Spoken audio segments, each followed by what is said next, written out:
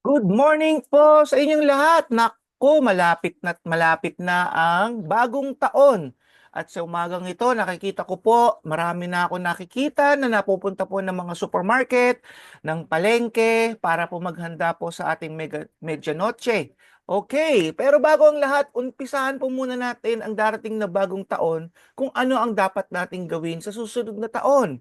At handa na po ba tayo? Because last time, napag-aralan po natin at narinig po natin na kailangan natin laging may bagong goal sa buhay. So, ang goal natin ngayong year 2025 ay tayo po ay magkaroon ng isang buhay na katulad ng buhay ng Panginoong Hesus nung siya po ay nandito sa lupa. So, to be Christ-likeness po ang ating pong pag-uusapan sa buong taong ito. So, ngayon, sa araw po ito, gusto ko pong makita po ninyo ano ba yung bagong lugar natin? Ano ba yung bagong dimension natin? Because from one place to another place, meron tayong bagong culture. At from one place to another place, meron tayong bagong gawain o bagong pananaw sa buhay, bagong pag-uugali. Ngayon, tignan muna natin yung past natin. Sabi po dito sa Romans 5, verses 12 to 19, ang sabi dito, ang kasalanan ay pumasok sa sanlibutan sa pamamagitan ng isang tao. Yan po ay si Adan. At ang kamatayan ay pumasok sa pamamagitan ng kasalanan. Dahil dito lumaganap ang kamatayan sa lahat ng tao, sapagkat ang lahat ay nagkasala. Nasa sanlibutan na ang kasalanan bago ibigay ang kautusan. Ngunit kung walang kautusan, ang kasalanan ay hindi itinuturing na kasalanan. Gayunman, naghari pa rin ang kamatayan mula kay Adan hanggang kay Moses, pati sa mga taong hindi nagkasala tulad ng pagsuway ni Adan sa utos ng Diyos. Si Adan ay anyo ng isang darating. Subalit magkaiba ang dalawang ito, ngunit ang walang bayad na kaloob ng Diyos ay hindi katulad ng kasalanan ni Adan. Totoong maraming tao ang namatay dahil sa kasalanan ng isang tao, ngunit ang kagandahang loob ng Diyos ay mas dakila. Gayun din ang kasalanan, ang kanyang walang bayad na kaloob sa maraming tao sa pamamagitan ng kagandahang loob ng isang tao, yan po ay si Jesucristo. Ang kaloob na ito ay hindi katulad ng ibinungan ng pagsuway ni Adan, sapagkat hatol ang kaparusahan ang idinulot matapos na magawa ang isang pagsuway, subalit kaloob na pagwawalang sala naman ang idinulot matapos magawa ang maraming pagsuway. Sa pamamagitan ng pagsuway ng isang tao naghari ang kamatayan.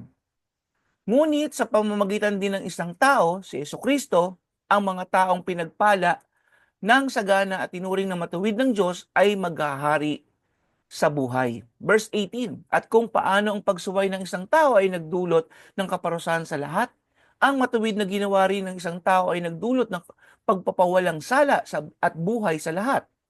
19, sapagkat kung naging makasalanan ang marami dahil sa pagsuway ng isang tao, marami rin ang mapapawalang sala dahil sa pagsunod kay Kristo Jesus. Purihin ng Panginoon sa pagkakabasa ng kanyang salita. So, ganyan po yung comparison muna. Tignan po muna natin yung lumang dimension natin, yung lumang buhay po natin.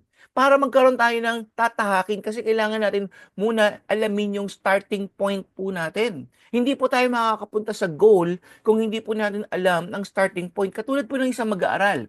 Mapapansin po ninyo, pag kayo po ay papasok sa elementarya, di ba ang hinihingi muna birth certificate at kung ano mga dokumento para mapatunayan na ikaw lehitimong ganito ang edad mo. Pumasok ka naman ng high school, ganun din. Tinitignan yung credentials mo nung ikaw ay nag-elementary. Sapagkat doon sila nagbe-base kung paano ka hahakbang doon sa panibagong yugto ng iyong buhay. At ganyan din sa college. So every now and then, titignan po natin ang ating pong pinagmulan. Hindi po pwede natin hindi tignan ang ating pinagmulan. Ano ba yung nangyari sa inyo noong 2024? Ano ba ang magandang nangyari sa inyo noong 2024? Ano ba yung pangit na nangyari sa inyo noong 2024? So, yan po yung basehan po muna natin. Ngayon, in general, according to the Bible, ang pinagmulan natin ay tayo pong lahat ay makasalanan. Sapagkat ang ating pong pinagmulan ay isang tao, si Adan. Siya po ay sumuway sa Diyos, kaya po nagkaroon po ng paghuhukom o ng isang kasalanan na ito po ay magdudulot ng kamatayan at paghiwalay sa ating Diyos. Ngunit dahil nga po dumating naman ng isang tao rin, sino po yun? Si Jesucristo bilang tagapagligtas. At kung sino man po manampalataya sa Kanya, ay magkakaroon po ng buhay na walang hanggan. Kaya po, ang lumang pagkatao po natin, ang old humanity, ay galing po kay Adan. Pero ito po ay may bago pong ginawa ang Panginoon dahil sa biyaya ng Diyos. Tayo po ngayon ay nagkaroon ng buhay sa pamamagitan ng pangalawang tao po. Ayan po si Hesus Kristo. Sabi po sa 1 Corinthians 15:22, sapagkat kung paanong namatay ang lahat dahil sa kanilang kaugnayan kay Adan, gayon din naman mabubuhay ang lahat dahil sa kanilang kaugnayan kay Kristo. So, lahat po ng umuugnay kay Kristo ay magkakaroon po ng buhay na walang hanggan. So, hindi po lahat po kasi ng tao, unfortunately, hindi lahat ng tao ay nanampalataya kay Kristo. Hindi lahat ay umugnay kay Kristo. Kaya nga po, ang buhay pa rin nila ay nandun sa makasalanan, yung lumang pagkatao. Ngayon, kung tayo po ay lalapit kay Kristo, magkakaroon po tayo ng bagong buhay. Yan. Magkakaroon tayo ng bagong dimension. So, para kang isa kang Pilipino, pumunta ka sa Amerika, ang pamumuhay mo na ay hindi na Pilipino. Ang pamumuhay mo na at ang kultura mo na ay kultura ng mga Amerikano. So 1 Corinthians 15:49, sabi dito, kung paano tayo naging katulad ng taong nagmula sa lupa, matutulad din tayo sa taong nanggaling sa langit. Purihin ang Panginoon. Kung paano tayo namuhay ngayon, di ba? Sa buhay makasalanan, at nagkaroon po tayo ng transition sa isang culture, sa isang buhay na kasama si Kristo Jesus. Tayo naman daw po ay magkakaroon ng pagkakatulad na nanggaling naman sa kalangitan. Kaya po magkakaroon ng transition, dapat po meron tayong pananaw, meron tayong bagong buhay, may bagong goal tayo. Makikita po natin yan kung tayo nga po ay ganap na kay Kristo po. Yan po yung ebidensya. Mapapansin nyo, ang isang Pilipinong pumunta ng Amerika, naging citizen po sila sa Amerika. Kitang-kita nyo kahit sila po kayumanggi, pango ang ilong, Pilipinong-Pilipino. Pero tignan nyo po yung pag-uugali, ang kanilang kilos, di ba? Ang kanilang pamumuhay, Amerikano na. Bakit po? Kasi doon na sila nakatira eh. Wala pong masama doon, nakatira na nga po sila doon. So, yung culture ng Amerika nasa kanila. The way they speak, the way they think is an American because yung po yung transition. Ngayon tayo naman po nandito sa lupa, may transition din tayo. Meron tayong culture dito sa mundo na buhay makasalanan. At ang transition natin, pagkasama natin si Kristo, ay buhay makalangit po.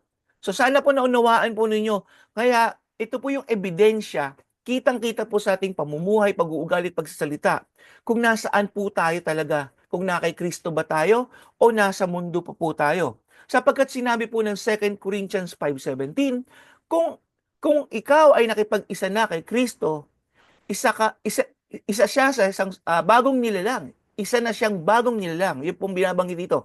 Wala na ang dati niyang pagkatao, sa halip ito'y napalitan na ng bago.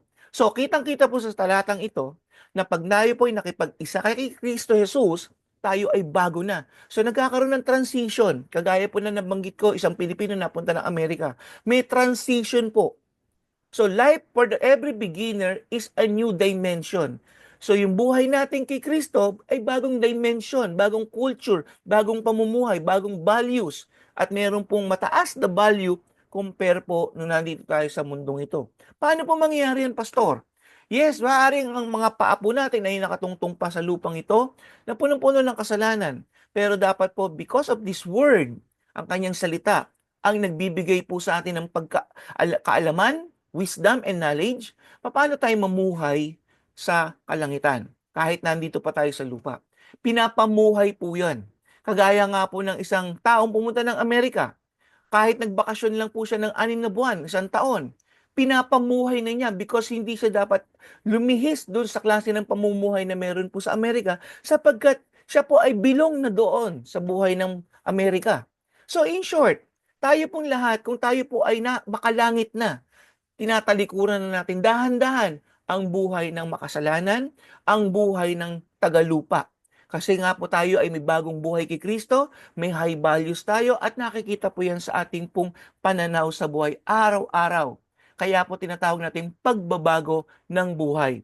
Hallelujah. So, kung kayo po ay matagal ng Kristiyano, matagal na kayo nananampalataya kay Kristo, pero bakit ganon, Pastor? Hindi pa rin nagbabago ang buhay. Yung buhay ko, tagal na ako, ilang taon na po akong nasa simbahan, pero hindi nagbabago ang aking buhay.